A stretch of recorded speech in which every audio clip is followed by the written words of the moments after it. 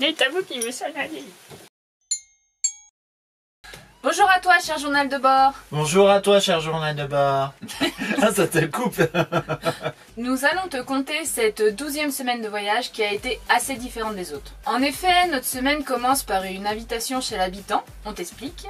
Sur l'emplacement, on est resté une semaine et il y avait une petite baraque, mais sans habitants.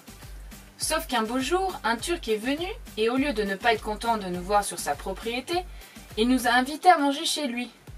Il nous a donc emmenés chez lui pour aller voir sa ferme. Oui, parce que j'avais demandé si on pouvait un jour aller voir ses animaux. Et vu que les Turcs ne sont pas abonnés à la procrastination, et ben ça s'est fait plus vite que prévu. Arrivé chez lui, il nous présente ses nombreux chiens, tous abonnés eux par contre à Enchaîné TV. Il nous montre aussi ses petites poules trop mignonnes. Et enfin, tous ces oiseaux. Nous avons un problème de dégâts des eaux. Au secours. Mais il y en avait de partout. Et moi j'ai peur des oiseaux. Parce que déjà un jour il y a un corbeau qui a arraché des cheveux de ma soeur. Et parce qu'il y en a un autre qui a fait un énorme sur la capuche de mon demi-frère. Bref, il s'agit d'un traumatisme familial. Et on a aussi pu aller voir la traître des vaches. Après la visite de la ferme pédagogique, nous sommes allés dans sa maison pour manger avec toute la famille. Maman, papa, oncle, frères et sœurs. Et bon Dieu, qu'est-ce que c'était bon!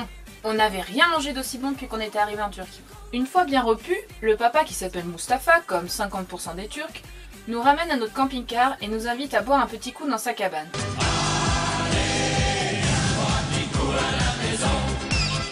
Là on le voit monter sur une chaise pour attraper quelque chose au-dessus de son placard, puis après on le voit se mettre à quatre pattes pour trouver un autre truc sous son placard, et en fait on le voit arriver avec des bouteilles d'alcool. Donc on a compris que c'était la cabane pour boire de l'alcool. Donc on a bu, même moi, je n'avais pas trop le choix à vrai dire. Une fois j'ai poussé par la fenêtre. Il nous a même servi aussi une sorte de pastis aussi jaune et aussi dégueu que le vrai pastis. Donc amis marseillais, si vous voulez visiter la Turquie, c'est fait pour vous. Une fois ce banquet terminé, nous repartons dans notre camping-car, les bras chargés d'œufs, de pain, on avait quoi d'autre, du fromage, de l'alcool, oui, il nous avait donné de l'alcool, et cette petite montgolfière. Le lendemain, nous faisons le nettoyage de printemps, comme c'est le cas 2 fois par semaine depuis qu'on a Tavouk. Et toute la journée, en fait, on se demandait si le Turc chez qui on était allé manger la veille allait revenir nous chercher pour remanger de nouveau chez lui, parce que la veille, justement, sa femme nous avait invités à venir manger de nouveau. C'est bizarre ce que je dis. T'as beaucoup dit de nouveau. Il y a beaucoup de nouveaux. Ouais, parce qu'en fait, dans certains pays, tu sais pas si c'est une forme de politesse ou la vérité. Eh bien, que nenni! À 17 h, Mustapha et son frère sont venus nous chercher en véhicule. Cette fois-ci, nous avons laissé Tavouk au camping-car car la veille, il n'avait pas pu rentrer dans la maison et on avait dû le laisser dans le coffre. Pauvre. Une fois arrivés, nous avons mangé de nouveau avec toute la famille et le repas était encore meilleur que la veille. Incroyable. Et au moment du thé, voilà que tout le quartier débarque. Alors nous, avec Nico, on se regarde, on se demande ce qui se passe, car là, pour le coup, on ne comprenait plus rien. Et en fait, c'était la réunion des femmes pour préparer des boulettes de viande tout ensemble. On a donc compris que les femmes du voisinage avaient l'habitude de cuisiner ensemble. Et on a donc compris pourquoi on ne voyait plus les femmes dans la rue à partir d'une certaine heure de la journée. C'est qu'en fait, elles sont toutes ensemble en train de cuisiner, tandis que les mecs sont au café en train de jouer. Non, ils se bourrent pas la gueule. Ils jouent à des jeux et boivent du thé. Mystère résolu! Lors de cette soirée, une petite mamie nous a vraiment fait rire. On ne comprenait rien de chez rien à ce qu'elle disait, mais elle parlait d'une façon, c'était tellement drôle.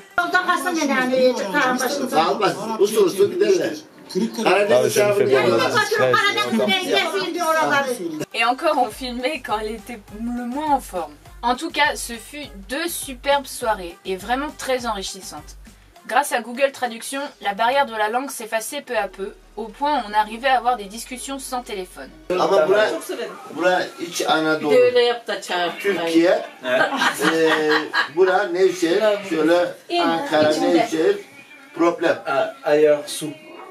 a donc appris malheureusement, sans grands étonnements, que l'agriculture en Cappadoce devenait de plus en plus compliquée due à la baisse de la pluviométrie. On a eu l'impression de revenir des milliers de kilomètres en arrière, en Casamance, où cette réalité est de plus en plus marquée dans la vie des habitants. Le lendemain, nous décidons enfin de partir de la Cappadoce après 2 semaines et demie sur place. Mais avant de décoller, nous donnons rendez-vous à un réfugié irakien rencontré une semaine plus tôt pour effectuer une petite interview. On ne vous en dit pas plus parce que le reportage sortira plus tard. On n'a pas de date encore. Il y a certains reportages qui ont 1 an de retard. Une fois notre casquette de reporter enlevée, nous remettons celle d'explorateur pour nous diriger vers Trabzon. Et bon sang, quelle route magnifique! On était dégoûtés que la neige soit prévue pour cette semaine, car on y serait bien resté. Car oui, ce qui explique notre exil de la Cappadoce, c'est l'arrivée imminente de la neige. Et vu qu'on n'a toujours pas de pneus neige, on ne voulait pas jouer les fous. Avant d'arriver à Trabzon, nous avons dormi sur une crique de pêcheurs où quand ils ne jetaient pas les oies et le chien dans l'eau... Putain, t'es dégueu, c'est là où je lis. Bon. Bref, quand ils ne jetaient pas les oies et les chiens dans l'eau, ils venaient discuter avec nous. Le lendemain matin, le jour de Noël, nous avons retrouvé accroché à nos vélos un petit déjeuner super bon. Comme quoi le Père Noël existe. Une fois arrivés à Trabzon, nous avons logé dans un appartement au sein d'un quartier assez spécial. On est tolérant, mais il faut dire bonjour quand même. Il a pas dit bonjour. Du coup, il s'est fait niquer sa mère. Bref, pour résumer, Trabzon est le quartier où on était. C'est de la merde. On a enfin trouvé où résidaient les 2% des comptes Turquie. Ah, mais moi je me défoule des fois, t'as vu? Oui, parce que 98% des Turcs sont des vraies crèmes, il faut le noter quand même. Non mais sérieusement, concernant Trabzon, à part le centre historique et le bazar, c'est super moche. En fait, cette région, il faut aller dans la montagne derrière pour voir des choses jolies. Mais vu qu'on n'a pas de pneus neige... Ferme-la par contre. Bref, le point positif, c'est qu'on a pu aller chez le vétérinaire pour Tavouk pour continuer les vaccins. Oui, nous avons un chien sensible. Après l'acupuncture, nous sommes allés manger dans le meilleur restaurant de Turquie que nous avons pu tester. C'était de la balle et surtout pas cher. Assez étonnant vu la qualité et le cadre. On a enfin pu manger la fondue de fromage que je vois sur Instagram depuis des années. C'est marrant les petits bouts de fromage par terre. C'est ça que vous appelez une fondue? Et oh là là, qu'est-ce que c'était bon! Ah, c'était bon. C'était bon. Genre t'as adoré. Genre j'ai adoré quand c'était bien chaud, mais dès que ça a un peu refroidi, 3 minutes après, c'était moins bon. Alors pour les Cappadociens, voici la recette. En gros, vous mettez 6 tonnes de beurre, quelques cuillères à soupe d'une sorte de semoule et du fromage. Et voilà, c'est fait! Le gras, c'est la vie. Nous sommes enfin partis de Trabzon en espérant oublier toutes les différentes mauvaises aventures qui nous étaient arrivées là-bas. On voulait passer à autre chose en allant visiter un joli monastère.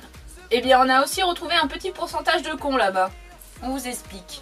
En gros, sur le chemin pour aller au monastère, on a croisé un couple d'Iraniens qui nous disent « Faites attention, à l'entrée même du monastère, ils vont vous faire payer, mais en fait c'est fermé. » Et donc du coup, nous on s'est dit « C'est ouf quand même venant de la part des Turcs de faire ça. » On s'est dit « Viens, on va essayer, on va voir ce qu'ils font. » Donc moi j'ai commencé à monter genre de rien. Et ils m'ont dit « Oh non, il faut payer et tout. » J'ai dit à Nicolas, viens, on se casse. Une arnaque cet endroit. Bref, en tout cas, c'est vraiment très étonnant parce qu'on n'a jamais vécu ça en Turquie. Et là, ça nous arrive plusieurs fois en quelques jours. Ils ont peur de Tavouk. Genre, il y a une meuf, je suis passé, elle a fait...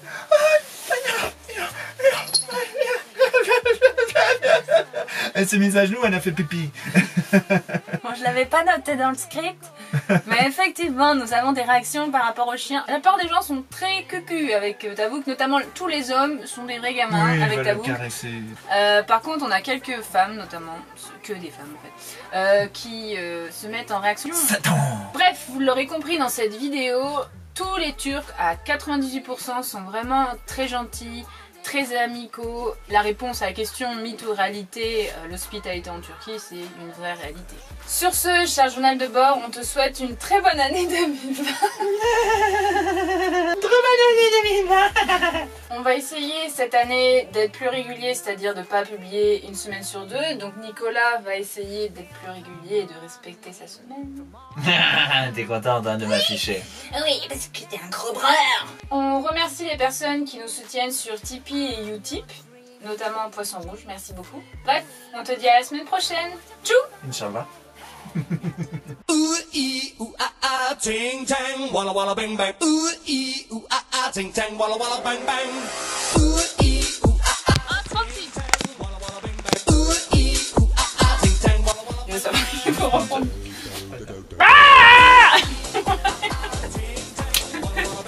C'est rigolo.